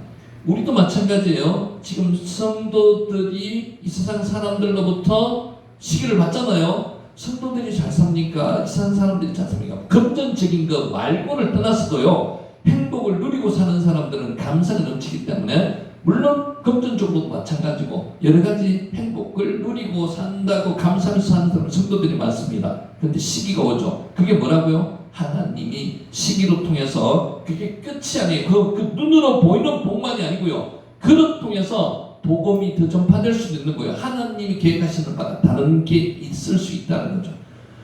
박해가요 결국 나쁜 게 아닙니다. 박해로 통해서 기독교는 성장했습니다. 그 박해가 지금 당장은 박해가 아니라는 거예요. 복음이 전파되는 데는요 박해가 필요합니다. 소와 양과 소떼가 이루고 종이심이 많음으로 블레셋 사람이 그를 시기하였답니다. 하나님의 영으로 변화된 성도들은 이 같은 편협한 심성에서 벗어나 이웃의 성공에 함께 기뻐해 줄 수 있어야 하는 게 이게 이제 도덕적인 부분으로 해석한다면요 실제로 하나님께서 이와 같은 시기심을 일으켰는 자체는 하나님의 뜻을 이루어가는 과정 중에 있다고 생각할 수 있습니다. 15절 그의 아버지 아브라함 때에 그 아버지의 종들이 판 모든 우물을 막고 흙으로 메웠더라. 우물은요 생명의 근원입니다. 물이 그들에게는 생명수입니다. 근데 그 아버지 아브라함 때 판 종들이 우물을 막았다는 거죠. 막음으로 해서 쫓아가라는 겁니다. 아버지 아브라함 때 그 아버지 종들이 판 모든 우물을 흙으로 메웠었는데 이것을 이제 다시 봉헌하는 거죠. 하다는 거고요. 그 아버지 아브라함 때 그 아버지의 종들이 판 모든 우물을 막고 흙으로 메웠더라. 여기까지 했고요. 여기서부터 한 겁니다. 시테움와의 말러움 막고 시테움이 덮다 방해하다는 뜻이고요. 사탐에서 나왔습니다. 말러움 반복해서 강조하는 용법입니다. 블레셋 사람들이 부당함을 기술하는 수사법입니다. 막고 메웠더라. 생명처럼 여기던 우물을 고의축으로 막고 흙으로 메워서 채워버리는 행위는 상대방의 재산권을 침해하는 정도에 머무는 것이 아니라 상대방으로 하여금 영역을 떠나라는 경고했으며 전쟁까지 불사하겠다는 선전포가 있습니다. 여러분 샘을 안 막고 빼앗을 수도 있습니다. 막았다는 겁니다. 너도 못 먹고 나도 못 먹는 거예요. 서로 파괴하는 행위입니다. 나가라는 겁니다. 육신적으로 평온함을 누리던 이삭에게는 다시 위기의 순간이 찾아왔습니다. 아브라함의 종들이 판 우물을 누가 막았다고요? 블레셋 사람들이 막았다고요. 나가라는 겁니다. 사탄 막다는 것이고요. 막다 채우다는 것입니다. 막고 흙으로 채웠다는 겁니다. 의미가 비슷한 단어가 두 개 나오는 것은요 강조하는 겁니다. 16절 아비멜렉이 이삭에게 이르되 내가 우리보다 크게 강성한즉 우리를 떠나라. 이게는 시기의 대상보다 한참 더 높아지는 겁니다. 떠나라는 겁니다. 이것을 강조하는 겁니다. 우리보다 크게 강성한즉 아비멜렉은 이삭과 하나님이 이삭에게 함께 하시면 압니다. 그러니까 이게 두려웠던 거죠. 떠나라는 겁니다. 우리보다 크게 강한 자 키 아차누타 인멘누 메오드 강성하다가 아참이라는 단어를 썼습니다. 강하다, 크다, 수가 많다, 여기 매우드가 같이 합쳐졌는 겁니다. 매우 크게 강성한 이런 뜻입니다. 본문은 이삭의 재산이 크게 증가하였을 뿐만 아니라 양의 때, 소의 때가 늘어났고요. 종들도 늘어났고요. 군사력이나 주변에 대한 영향력이 놀라울 만큼 증대했음을 시사합니다. 그럴 사람이 더 이상 견제하고 통제하지 못할 정도로 막강한 입지를 구축했던 거고요. 그날 사람들은 이삭을 축출하기로 결정했습니다. 이것이 중요한 게 하나 있습니다. 이삭이 힘이 없었을까요? 아버지 군사가 몇 명인지 기억하십니까? 아버지 때 318명. 318명의 군사로 북방 4개국 왕들이 쳐들어와서 약탈했는 것을 추격해서 다 찾아옵니다. 물론 318명을 가지고 어림없을 겁니다. 하나님의 도움으로 318명의 군사와 그 주변의 동맹군들의 군사 한 1000명 정도가 쓰리라고 추정을 합니다. 함께 가서 다 가서 구출을 해오고요. 재산도 뺏어옵니다. 약탈당해서. 근데 중요한 것은요. 그 318명이 늘어났을까요? 줄어들었을까요? 아버지 때 있습니다. 늘어나면 줄지가 않았습니다. 지금 종들도 늘어났다고 그랬죠. 가면요. 블레셋 사람들과 싸움을 하더라도 지지 않을 만큼의 힘은 가지고 있었을 겁니다. 근데 전쟁을 했다는 그런 기록도 없습니다. 생명수인 물을 맞고요. 이렇게 하면 싸움이 일어나죠. 이것 때문에 부족한 싸움이 일어납니다. 근데 이삭은 싸웠다는 이야기가 하나도 없습니다. 그리고 우리보다 크게 강성한 적 얘들도 알아요. 이삭이 자기들보다 더 강한 것을 알아요. 그런데 이삭의 성품을 아는 거죠. 얘들도. 이삭이 공격 안 할 거라는 걸 아는 거죠. 그래서 이렇게 했다는 거예요. 이삭이 힘이 있으면서도 싸우지 않았다는 거예요. 이게 중요한 겁니다. 엘리야는요, 구약에 나오는 선지자들 중에서 힘이 가장 그 능력 있는 선지자예요. 거기에 비하면은 세례요한에 대한 그런 표현 들어보셨습니까? 세례요한은 힘이 없었겠습니까? 능력이 없었겠습니까? 분명히 있었을 겁니다. 사용을 안 했는 거예요. 무서운 게요, 힘이 있으면서 사용을 안 하는 게 더 무섭습니다. 이삭은 무서운 사람입니다. 실제로 이삭은 순한 사람이라고 성경상에는 우리가 보통 얘기하는데 그것을 참고 표현을 내지는 힘을 발휘를 안 할 뿐이지 힘은 있습니다. 나라는요, 전쟁을 안 하더라도 강한 군대가 있어야 됩니다. 그러면 저기 못 쳐들어와요. 맞죠? 똑같은 겁니다. 기독교인들은 힘이 없어서 대항을 안 하는 게 아니고요. 하나님의 자녀들은 힘은 있지만은요, 대항을 안 하는 겁니다. 이게 중요한 거예요. 마찬가지입니다. 이삭도. 그래서 중요한 게 우리가 겉으로 보는 거하고 실제 내용은 엄청나게 다를 수 있다는 겁니다. 아비멜렉을 위시한 블레셋 사람들과 싸워서 충분히 승산이 있었을 겁니다. 이길 승산이 있었습니다. 안 싸워요. 이게 하나님의 사람이라는 거죠. 우리가 간과하지 말아야 될 한 가지 사실은 눈으로 보이는 겉으로 드러난 이삭의 부유함과 강성함 때문에 그날 사람들이 그처럼 위축되었을까? 물론 그것도 있습니다만 이들에게는 하나님이라는 존재가 두렵기 때문에 이삭을 쫓아내는 겁니다. 아참, 강성하다, 강하다. 정확히 이해할 수 없을지라도 그날 사람들은요, 이삭을 후원하고 계신 하나님의 절대적인 능력에 대한 막연하나마 두려움을 느꼈다는 거고요. 그로 인해서 경계심을 가졌다는 겁니다. 이것이 잘못하면요, 신에 대한 반항입니다. 이들은, 그죠? 근데 하나님이 이들을 멸하실 수도 있는 그런 위험을 무릅쓰고라도 이삭을 내보내고 싶어 합니다. 뭐 때문에요? 같이 있는 게 더 자기들에게 해가 되기 때문에 내보내고자 하는 거예요. 지금 세상 사람들이 그렇다고 보시면 됩니다. 세상 사람들이 하나님을 두려워합니다. 하나님을 두려워하지만은 지금 교회를 욕하고 하는 이유는 뭐 때문에 그렇다고요? 이들의 심리나 비슷할 수가 있습니다. 이게 같이 있는 것보다 욕해가지고 이렇게 밀어내는 것보다 더 어렵다는 거죠. 그렇게 그들은 이삭의 불을 이용하기보다는 이삭과 관련된 모든 것을 자기 영역 밖으로 밀어내고자 했습니다. 세상 사람들이 성도를 배격하고 미워하는 근본적인 이유가 바로 여기에 있다고 봅니다. 내가 세상에 속하였으면 세상이 자기 것을 사랑할 것이나 너희는 세상에 속한 자가 아니요 도리어 내가 너희를 세상에서 택했기 때문에 세상이 너희를 미워하느니라. 요한복음 15장 19절 말씀입니다.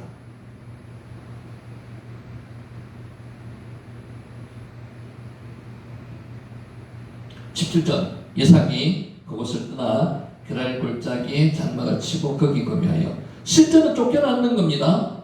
눈으로 보기는 쫓겨났는 거예요. 근데 이삭이 무슨 사람입니다? 피해줬습니다. 피해줬습니다. 힘을 쓸 수도 있지만 힘을 안 쓰고 피해줬는 겁니다. 이것이 이삭이 그곳을 떠나 도망했는 게 아닙니다. 와 얄레크 미샤 이차크 가다 떠나다. 할라크와 비슷한 단어 중에 얄라크라는 단어가 있습니다.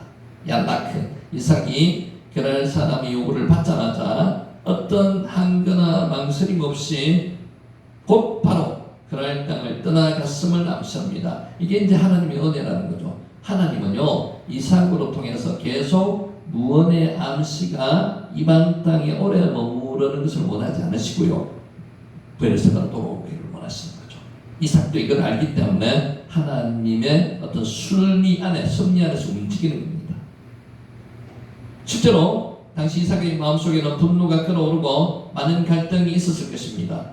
예수님이 십자가에서 안 돌아가시고요, 하늘에 있는 천군 천사들로 통해서 완전히 십자가에 안 달려 돌아가시고 이 땅에서 자기를 해야 되는 사람을 멸할 수도 있었을 겁니다. 안 하셨잖아요. 힘이 없었기 때문에 절대로 아니죠. 사명을 감당하기 위해서. 이삭도 압니다. 그렇게 싸우는 게 하나님에게 덕이 되지 않고 영광이 되지 않는 것을 알기 때문에 원하지 싸움을 하지 않는 거예요.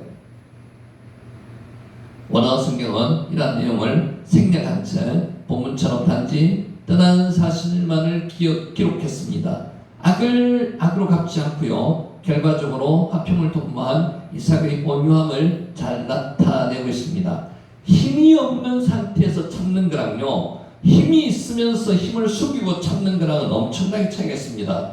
그래서 이삭은 지금 어떤 형국이라고 2번입니다. 2번. 힘이 있지만 힘을 쓰지 않는 사람입니다. 그래서 이삭이 참고 온유함을 나타내는 것은 자기가 힘이 없기 때문이 아니라 하나님의 영광을 위해서 나타내지 않는다는 거예요. 그걸. 이 겉으로만 표현된 것만 보고치 말고요, 속 내막을 보면은 실제로 이삭의 성품이 온유한 성품을 우리가 이해할 수 있습니다. 얄라크 가다. 이삭이 그곳을 떠나 그랄 골짜기에 장막을 치고 거기 거주하여. 그랄 골짜기 빼 나할 게라르. 골짜기가 나할입니다. 급류가 흐르는 골짜기, 여울이라는 뜻을 담고 있습니다. 겨울 우기에만 급류를 형성하는 골짜기, 혹은 항상 물이 흘러가는 작은 여울. 근데 이 골짜기라는 게가 살기가 좋을까요? 안 좋을까요? 안 좋습니다.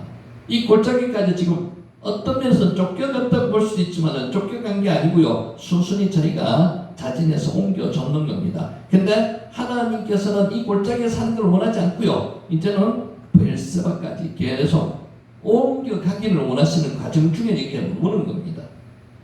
그랄 골짜기 하나의 블레셋 도시인 가사 동남쪽 15km 지점 율포 엘 그란로 추정이 됩니다. 살기는 극히 어려운 지역, 힘든 지역입니다. 골짜기는 언감 자체가 좋은 건 아닙니다. 그죠? 골짜기는 사람의 인적이 드문 곳, 물도 잘 없는 곳, 초지도 형성되지 않은 것, 그런 데가 골짜기입니다.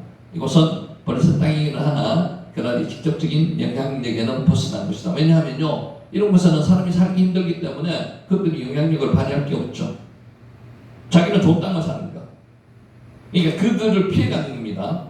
나할 골짜기입니다. 장막을 치고 거기 거주하여 와이한 와이시아프 떠나 와얄레크 갔다는 겁니다.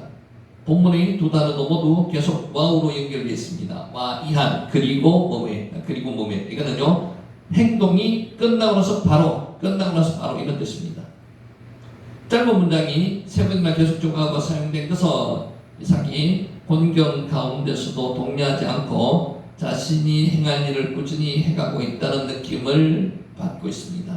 성경 기록자는 간결한 문장을 통해서 평화를 추구하는 이삭의 담백한 삶을 오히려 보소력 있게 전달하는 겁니다. 근데 아까도 좀 전에도 말씀드렸다시피 자기가 힘이 없어서 피난 가는 형국이라면은 정말 슬프고 가슴 아플 텐데 이삭은 지금 그런 상태는 아닙니다. 내가 싸울 수도 있지만은 싸우지 않고 그냥 피해 주는 거기 때문에 그렇게 비참한 처지는 아니라는 거죠. 이삭은 이곳 그랄 골짜기에서 몇 년간 살았다고요? 15년간 장막을 치고 식사를 함께 생업에 종사했다는 겁니다. 굉장히 오래 살았습니다. 골짜기에서. 이게 또 하나님의 어떤 다른 섭리 속에 있을 수도 있지만은 하나님의 뜻은 우리가 감히 짐작할 수는 없는 겁니다. 결국은 하나님께서는 그랄 좋은 초기에서 살다가 골짜기로 갔다가 브엘세바까지 이동하게 만드시는 분이라는 거죠. 하나가 진치다는 뜻입니다. 하나. 18절. 그 아버지 아브라함 때 팠던 우물을 다시 팠고요. 그러니까 아브라함 때 팠던 우물을 다시 새로 파는 게 아니고 다시 팠으니 이는 아브라함이 죽은 후에 블레셋 사람이 그 우물을 메웠습니다. 우물을 흙으로 메웠고 아까 했던 그런 우물을 메웠습니다. 이삭이 그 우물들의 이름을 그의 아버지가 부르는 이름으로 그대로 불렀다는 겁니다. 다시 팠다는 겁니다. 와 야샤브 이차크 와 야흐포르 와 야샤브 다시란 부사로 번역했지만은요 본문을 직역하면 이렇습니다. 그리고 이삭이 야샤브 셔브가 돌아왔다는 거거든요. 어디로 돌아왔다고요? 아버지가 팠는 우물 쪽으로 돌아왔다는 겁니다. 이삭이 돌아왔다. 그리고 그는 다시 팠다는 것입니다. 슈브 회복하다, 새롭게 하다는 뜻이 있으므로 한글 기획성경의 번역이 다르게 틀렸다고 볼 수는 없습니다. 번역을 하는데 꼭 정답이 있는 건 아닙니다. 흐름상이 가장 좋게 번역을 하면 되는데 근데 지금으로서 번역을 하는 게 가장 좋은 번역은요 부사는 부사, 주어는 주어, 동사는 동사 이렇게 번역하는 게 가장 좋은 번역이라고 이야기합니다. 자, 오늘은 여기까지 하고요 말씀을 정리하도록 하겠습니다. 성경을 읽고 또 읽으면요 읽을 때마다 느끼는 게 달라집니다. 그게 영적인 칙이기 때문에 그렇습니다. 보통 칙은요 한 번 읽고 두 번 읽으면 웬만큼 읽기가 싫어집니다. 근데 내용 자체도 크게 우러나오는 게 별로 없고요. 근데 성경은 그렇지 않다는 거죠. 읽을 때마다 새로운 게 주님 주시는 게 영적인 감이 달라지는 거죠. 자, 기다림의 신앙이라는 제목으로 말씀을 마칩니다. 힐이 기다린다는 뜻이죠. 우리 기독교인에게는 제일 중요한 단어 중에 하나입니다. 힐, 기다리다. 기도하고 기다려야 되는 거죠.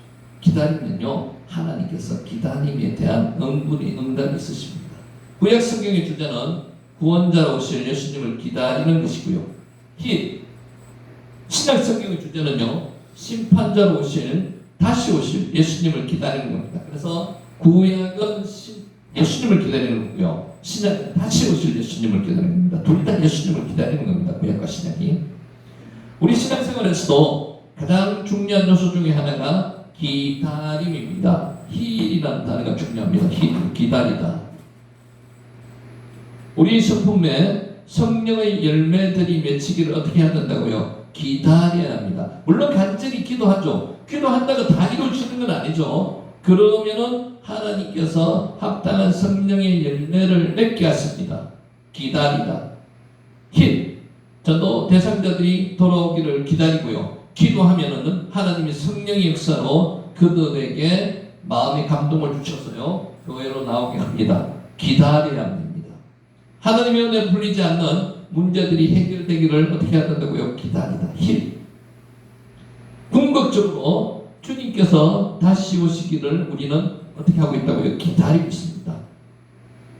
힐. 우리는 좋은 결과가 나타나기까지 인내심을 가지고 기다려야 합니다. 힐.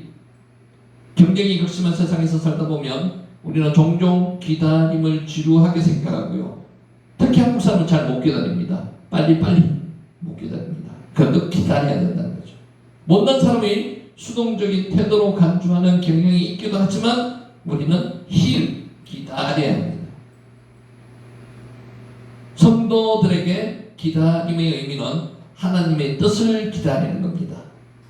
하나님이 어떤 섭리를 가지고 움직이실지 모르기 때문에 우리는 그냥 기다리면 안 되죠. 기도하면서 기다려야 됩니다. 하나님의 뜻을 파악해야 되는 거죠. 성경에는 기다림과 관련된 사건들이 많이 나오고 있습니다. 이것은 우리에게 기다림이 얼마나 중요한 것인지 가르치려는 것입니다. 기다리지 못해서 망한 대표적인 사람이 이스라엘의 초대 왕 사울입니다. 기다리지 못했습니다. 블레셋이 이스라엘을 쳐들어왔습니다. 사울을 따르던 병사들이 두려움에 사로잡혀서 숨기에 급급했고요. 백성들은 사울에게 흩어졌습니다. 물론 사울의 마음도 이해를 합니다. 근데 기다리라고 이야기했기 때문에 참고 기다려야만 합니다. 상황이 다급해지다 사울은 행동을 취했습니다. 선지자 사무엘 선지자가 오기를 기다리지 못하고 제물을 가져오라고 해서 자기가 제사를 드렸습니다. 이 끝까지 하면 안 되는 거죠. 사울왕은 하나님의 명령에 순종하지 않고 자신이 직접 나서서 제사를 드렸다는 거죠. 이 일로 사울은 하나님에게 버림받고 말았습니다. 아주 처음에는 사소한 부분이라고 생각하지만 이게 큰 부분입니다. 기다리지 못했다는 거죠. 우리 신앙생활의 성공과 실패나 여부는 기다림이 있습니다. 오늘도 하나님께서는 우리에게 기도 응답을 해주시기 위해서 준비하고 계셨는데 우리는 이 기다림을 기다리지 못해서 우리가 자진해서 어떻게 행동을 합니까? 이스마엘을 만드는 그런 나쁜 행동까지 할 수 있다는 거죠. 그 이유는 모든 일에는 하나님이 정하신 때가 있기 때문입니다. 하나님은 가장 적당한 때, 가장 좋은 때에 우리의 기도를 응답하기 위해서 기다리고 계시는 거죠. 참으로 어려운 것이 때를 기다리는 것입니다. 필립 브룩스라는 목사님이 계셨습니다. 어느 날 목사님이 좌절해서 고개를 떨어뜨린 채 앉아 있었습니다. 어떤 사람이 와서 물었습니다. 목사님 무슨 일이 있으십니까? 목사님은 힘없이 대답했습니다. 나는 급한데 하나님은 급하지 않으시네요. 당연하죠. 하나님이 급하실 리가 뭐 있습니까? 내가 급한 거죠. 그러니까 내가 보폭을 하려크게요. 보폭을 같이 맞춰야 되는 겁니다. 뜻이 같고 감정이 같아야 되는데 내 보폭을 하나님께서 맞춰주실 때도 있지만은 내가 하나님의 보폭을 맞춰야 됩니다. 그게 기다림입니다. 우리는 급하지만 하나님은 결코 급하지 않으십니다. 가장 좋은 때를 찾고 계시는 거죠. 하나님은 우리가 아무리 졸라대도요 때가 되기까지 기다립니다. 부모님이 그렇지 않습니까? 저기 위에 어릴 때 손바니에 칼이 있다고 해가지고 그 칼을 내가 갖고 싶다고 내려달라고 해서 아버지가 내려주십니까? 안 내려주시죠. 당연히 안 내려주시죠. 나를 해칠 수도 있거든요. 그래서 하나님의 때는 아버지의 때와 같습니다. 가장 좋은 때를 판단하고 계시는 거죠. 그렇다면 우리는 하나님이 정하실 때가 되기까지 참고 기다려야 됩니다. 이 기다림은 뭐라고요? 힐입니다. 힐. 기다림은 결코 쉬운 일이 아닙니다. 특히 한국 사람한테는 쉬운 일이 아닙니다. 어렵습니다. 특히 경상도 사람한테는 더 그렇습니다. 특히 경상도 남자한테는 더 그렇습니다. 조급함과 싸워야 하기 때문에 힘들고 고통스러운 일입니다. 아무리 기다려도 기도해도요. 기도 응답이 없고요. 기도 응답이 없는 게 아니죠. 기도 응답은 반드시 있습니다. 기다리라는 사인이죠. 바라는 것들이 당장 이루어지지 않는다고 실망하고 포기하지 말아야 한다는 겁니다. 하나님이 정하신 때가 되면요 구원과 은혜와 복이 임하게 됩니다. 언제? 하나님의 때, 카이로스의 때가 되면 당연히 임하게 되는 거예요. 이에 대해서 성경은 말씀하고 있습니다. 사람이 여호와의 구원을 바라고 잠잠히 기다림이 좋도다. 예레미야 애가 3장 26절 말씀입니다. 그러나 여호와께서 기다리시나니 이는 너희에게 은혜를 베풀려 하시며 일어나시리니 이는 너희를 긍휼히 여기려 하심이되라. 대저 여호와는 정의의 하나님이시니라. 그를 기다리는 자마다 복이 있도다. 이사야 30장 18절 말씀입니다. 사울이 기다리지 못해서 망한 사람이라면 다윗은 기다림으로 복을 받은 사람입니다. 기다려야 됩니다. 다윗은 소년 시절에 일찌감치 사무엘 선지자를 통해서 이스라엘의 왕으로 기름 부음을 받았습니다. 당연히 왕이 된다고 생각했죠. 하지만 나이와 경험이 많이 부족했습니다. 하나님은 정하신 때가 되기까지 다윗을 연단시켰습니다. 저와 여러분은 지금 연단 과정 중에 있는 거죠. 그죠? 아무리 나이가 많더라도 연단 과정을 거치지 못한 사람은 하나님은 쓰지 않습니다. 다윗은 하나님의 계획 속에 10년 동안 사울에게 쫓겨다니며 고난을 당했습니다. 이게 그냥 쫓겨다니는 게 아니에요. 하나님의 연단 과정 중에, 기다림의 과정 중에 있는 겁니다. 그 기간 동안 다윗은 자신이 나서서 하나님의 뜻을 이루려 하지 않았습니다. 우리 같으면 어떻게 할까요? 하나님 좀 빨리 땡겨주세요. 10년 너무 깁니다 라고 얘기할 가능성이 있습니다. 그런데 그렇지 않았다는 거죠. 하나님의 뜻이 이루어지기까지 참고 또 참고 또 참고 또 참고 기다렸습니다. 기다리다. 사울왕이 죽은 뒤에도 다윗은 자신의 왕권을 확립하기 위해서 서두르지 않고요, 하나님의 때를 기다렸습니다. 다윗은 사울의 집반이 완전히 무너지고 온 이스라엘이 다윗의 왕으로 추대하기까지 또 7년 6개월을 또 기다렸습니다. 이게 정말 쉽지가 않습니다. 내 힘이 있을 때는요, 내가 왕이 되기 위해서 막 압력으로, 내가 완력으로 했을 겁니다. 근데 그게 되지 않았다는 거죠. 때가 되기까지, 무르익을 때까지 기다렸습니다. 다윗뿐만 아니라 바울도 기다림의 신앙이 무엇인지 보여주었습니다. 바울은 다메섹 도상에서 주님을 만난 이후에 곧바로 전도자로 활동했습니다. 그 사도의 행전만 보면요, 얼마나 기다렸는지 이런 기록이 정확히 안 나옵니다만은 주의 형제에게 의심을 받고 회척을 당했습니다. 바울은 그 이후에 아라비아 광야에서 3년 동안 광야에서 하나님을 만났습니다. 고향으로 가서요, 14년 동안 은둔과 침묵 기간을 통해서 비로소 쓰임받는 전도자가 되었습니다. 이때 그냥 있었겠습니까? 성경을 연구하고 또 연구했을 겁니다. 기도에 기도를 더하고 하나님의 말씀을 묵상했을 겁니다. 그래서 3년, 14년, 17년 동안 기다렸습니다. 그 이후에 사명을 감당하게 되는 거죠. 여러분, 지금 늦다고 기다리지 않고 바로바로 됐으면 좋겠다고 생각하시죠? 그렇지 않습니다. 절대로 하나님은 기다리라고 합니다. 이처럼 바울에게도 쓰임받기 전까지 기나긴 기다림의 과정이 있었습니다. 믿음의 사람들은요, 오랜 세월 동안 기다리며 준비했습니다. 심지어 예수님도 인류 구원을 위해서 3년의 공생애를 위해서 30년을 기다리셨습니다. 살다 보면 우리의 힘과 능력으로 할 수 없는 일들을 종종 만나게 됩니다. 대다수의 일이 우리의 힘과 능력으로 할 수 없는 일이 많습니다. 이때 내가 할 수 있는 일과 할 수 없는 일을 빨리 분별하는 것이 지혜입니다. 내가 할 수 없는 것은 어떻게 해요? 하나님께 맡겨야 됩니다. 하나님이 역사하시기까지 어떻게 해야 됩니까? 기다려야 합니다.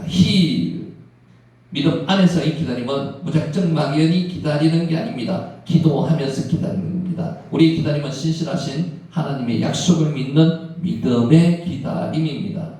하나님은 약속을 반드시 이루어 주십니다. 언제? 하나님이 때에, 하나님이 가장 최선의 때, 최상의 때. 그렇기 때문에 우리는 기다릴 수 있습니다. 끝난 게 아닙니다. 기다리라고 약속하셨기 때문에 기다리면 이루어 주신다는 거죠. 성경은 모든 일에 때가 있음을 강조하고 있습니다. 모든 일에 우리는 하나님의 때가 이르기까지 하나님의 신실하심을 믿고 길이 참으며 기다릴 수 있어야 됩니다. 그래서 우리가 오늘 마지막으로 기억해야 할 단어가 입니다. 기다리다. 뭔가 조급하게 일이 이루어지지 않고 기도했는데 응답이 없으신 게 있으십니까? 책상 앞에다가 써놓고 보십시오. 기다리다. 언제? 하나님의 때에, 카이로스의 때에 꼭 이루어 주실 것을 믿고 기대하는 저와 여러분 되시기를 예수님의 이름으로 축원합니다.